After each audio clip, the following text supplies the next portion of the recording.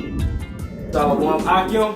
Alright, first and foremost, I want to give all honor and glory to Yahawah, bahasham, Yahawashi, bahasham, Rakak. We also want to give double honors to the apostles at Great Millstone who well. We want to say peace and blessings, salutations to the hopefully elect. I'm Yahawah behind the camera. Alright, today we're going to be going into a demonstration of how to make an herbal salve or herbal balm. Okay? Alright, so first I want to show you everything that we have. We're going to get into the scriptures. We're going to get into the articles. Okay? But I'm going to first show you what we have to work with to make a balm or a salve. Okay? Which we're embracing our heritage. Okay? Alright? So I have a pot full of water. It's pretty much at boiling temperature. Okay? I have a measuring cup made out of glass. Most importantly, made out of glass. Alright? And this is a 32-ounce measuring cup. Alright, I have a mason jar in which I'm going to put the salve in. Okay, I have my beeswax petals or pestililis, whatever you want to call it. Alright, got it from MountRoseHerbs.com. It's about a pound. Get it for about 12-13 bucks. Okay, I got my olive oil, which is going to be my carrier or my base for the salve, and my active ingredient is going to be tea tree oil. And my salve is basically going to be for cuts, little wounds, okay? You know, for brothers and sisters that have physically demanding jobs and you get little cuts and scrapes, all right? You can make you a quick balm ahead of time or a quick salve to take care of it, okay? To heal your wound or to heal your cuts, okay? So you get the article? Just some quick health benefits of tea tree oil, like the brother mentioned about the cuts. Those one of the main ones they mentioned. They have for the gingivitis, you know, good for your breath. Athlete's foot, so that type of salve you can make and you put on your foot, you know. Allergic skin reactions, dental plaque, you know, that's just for the oil, you know. And for the salve, of course, you can use it for like fungal nail infections, and they also have for genital herpes. Yeah. So tea tree oil is one of those cure-all remedies. That you should have in the house anyway. I'm not necessarily recommending this particular brand. You really want to get a therapeutic grade tea tree oil, but this is for demonstration uses only. Okay. Like I said, I recommend a therapeutic grade tea tree oil. Okay. All right. And you had anything else you want to bring out before we get into the demonstration? Yeah. Just start the scripture up. This is Ezekiel 27:17. It says, Judah in the land of Israel, they were thy merchants. They traded in thy market wheat a minute, and panag, and honey, and oil, and balm. Yep. So we have balms going back to the ancient world, man. Okay. They had a different way of preparing it, of course, but generally the use was still there. Okay.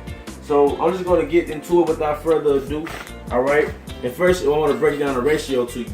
When you're making a salve, all right, for every 1 cup of olive oil, which is going to be your base, you're going to use 1 ounce of beeswax. Okay, and when it comes to essential oils in your salves, you want to use about 20 drops of essential oil. That's about, I want to say, a teaspoonful of the essential oil. So your ratio is 1 cup of olive oil, 1 ounce of beeswax, and 20 drops of the whatever essential oil you're going to use. In this particular case, it's tea tree oil. Okay, so I want to get the beeswax, and what the beeswax is going to do, once it melts in the olive oil, all right, it's going to solidify the olive oil to make it a balm-like texture. Okay, so I'm going to get about roughly 1 ounce of beeswax. All right, I say roughly because this actually measures out 4 ounces, so I'm going to just try to guesstimate 1 ounce. Okay, you can use a smaller measuring cup to have the marker where it says 1 ounce. Okay. So I got roughly about 1 ounce of beeswax. Now I'm going to put 1 cup of olive oil. Like I said, 1 ounce beeswax, 1 cup of olive oil. Alright, so 1 cup equals 8 ounces. Alright, and as you can see, I'm going to pretty much trust this measuring cup that I'm a little over 1 cup.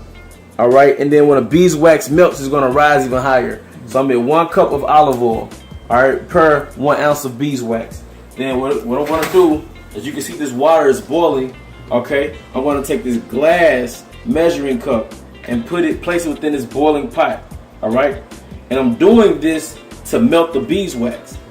Okay, I'm doing this to melt the beeswax, man. So it's gonna take a few minutes, you know. I'm gonna turn the temperature up for time's sake. You know, hopefully the water doesn't come out. You know what I mean? Never fill your pot all the way. I'm gonna get a stirring utensil. I'm just gonna use a home utensil, a knife. But you know, and I'm gonna stir it. You know, just waiting on the beeswax to melt. Okay. And like I said, bonds is part of our heritage, and our goal in this truth, especially as herbalists through the spirit, if we may say we're physicians or up and coming physicians, all right, is to embrace our heritage on every side, man. All right. So it's one thing to know you're a Hebrew Israelite, but it's another thing to embrace your heritage to the best of your ability as a Hebrew Israelite, man. Okay. So I'm just like stirring the beeswax petals. All right, the little beeswax droplets, whatever you want to call it, until they melt. I recommend, you know, you can get beeswax in any form. You can get beeswax in a solid form, but I like these little small ones because they're easier to melt. If you get beeswax in a solid brick form, it's going to be harder to melt in the olive oil. It's just going to take longer, you know. But the advantage is if you get beeswax locally, that's even better. All right. Yeah, another thing of looking up for the tea tree oil bombs, eczema. You know, yeah, a lot of brothers, with small babies, they can use that for their baby. You know, they have like different type of rashes. You know, like the brother mentioned earlier, burns. We have insect bites. Different scrapes and cuts, and also for dry and chapped skin. Real good for that as well. You know, we're gonna keep it basic with the olive oil, but you can actually make a balm out of coconut oil. You can use a coconut oil olive oil ratio, okay? And you can make your own lotion, all right? But we're just gonna keep it simple so you can have a foundation. See, once you learn how to make the actual salve, you can use whatever oil you want. And maybe the next time we can show you how to make a herbal salve with herbs as opposed to essential oils, all right? So like I said, it just takes, some minutes to get the beeswax to a melting point. Does it show the percentage on the phone? Okay, it doesn't show the percentage. We should be good. We'll just go to it, So can you pan the camera on it? This is how the beeswax petals look. All right, pastils, that's how you pronounce it. Beeswax pastils. Okay, they're dissolving in the olive oil slowly. All right, but I have the water at boiling temperature, Right. Be careful. Use all safety measures, okay? If you're young and you don't have permission to be around the stove, ask your mom to watch the video, ask your dad to watch the video so they can do it. Okay? Don't leave this type of stuff unattended,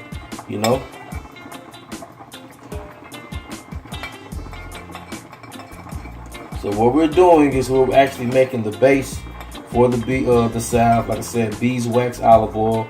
The beeswax is gonna give the salve this consistency, which is gonna be something that is pretty solid, but you can easily stick your finger in it and rub it on you like a paste.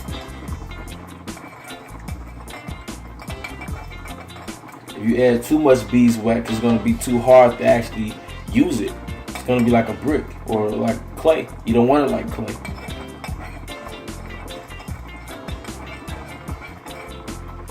That's in the spirit. That's why the scriptures speak on perfect measures, man. Right. Exact weights and measures, because art is created through measurement. Creation is created through proportions. That's how you replicate something. You use the exact measurements. Like the scripture says, a little leaven leaveneth the whole lump. Got you right here, bro. This is Sirach 42:4. Of exactness of balance and weights. That's how we started.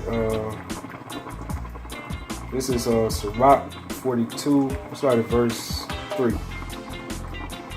And it says, Well, verse 4. It says, of exactness, of balance and weights, are of getting much or little, and of merchants and different selling. You know, well, pretty much the point is verse 4. You know, of exactness, of balance and weights. Yeah, see, it's all about exact. You know, because I could make 1,000 replica of these using the same measurement. Their ratio: one cup olive oil, 1 ounce beeswax. Are you going to get the same predictable outcome? If you don't use the exact measurements, one is going to be too hard, one might be too soft. You don't want to do it that way. That's not our culture. All right, the ways of the Levites, the ways we built the temple, the Most High was very precise and exact of his measurements. How he was talking to Noah and how he wanted the ark built, he was dealing with exact measurements. Now if you pan the camera, look, the beeswax is wet. The beeswax is pretty much melted. I'm going to turn my stove off. All right. I want to turn my stove off, and as you can see, it looks as though there's no beeswax in there, right? It looks like it's just olive oil, but actually that's the beeswax petals or pastils, okay? But then dissolved in the olive oil. Okay. Now what I'm going to do, I'm just going to pour this base into a glass mason jar. Guess what? The mason jar is about 8 ounces. See, one thing I noticed about this cup measurement is a little off because it says 8 ounces, but I think it'll be a little more than that because this is an 8 ounce glass, but it's okay. All right. So now that I have the beeswax with the olive oil, I'm going to pour about 20 drops of this tea tree essential oil. All right. I'm going to put about 20 drops. So that's about 20 drops right there. And now I'm just going to let it solidify. And you can just bring out the information why it solidifies. Okay. And while the brother mentioned there about the tea tree oil is another, or the tea tree balm, this another hidden type of salve that pretty much the world don't know about. As you see right here, National News, it says Indian black salve, the magical cancer cure. And just going over the article, it pretty much named pretty much the same type of health benefits that the tea tree oil or the tea tree salve has. And another thing right here you can see, it says, if you have never heard of Indian black salve, it is probably because the U.S. Food and Drug Administration, FDA, does not recognize it as an official cancer treatment. And anytime the USDA doesn't recognize something, there's a good chance that it's actually beneficial. That's right. All right, because Esau doesn't want you to benefit off the planet Earth. That's right. All right. You gotta know, it's like this so-called white man, he's the devil for a reason. Why the scriptures say that he's a deceiver. So if he tell you go one way, you better try to go the other way. You know, because you got to think, man. Esau's selling you opioids. Esau's selling you cigarettes, but he's telling you look out for this flower. You know. Okay. And also, I looked up the picture for the Indian black salve, and one of the main ingredients is called blood root. That's the plant right there for it. And for you brothers can see, get a chance, look there, called blood root plant. And it's mostly around in North America, if I'm not mistaken. So that just to show you how important these salves are. And you look up that word salve or balm in the Hebrew, it goes into medicine, you know. So our people, they knew that these different salves or balms were like healing medicines for our people. And just prove that is Jeremiah 6:16.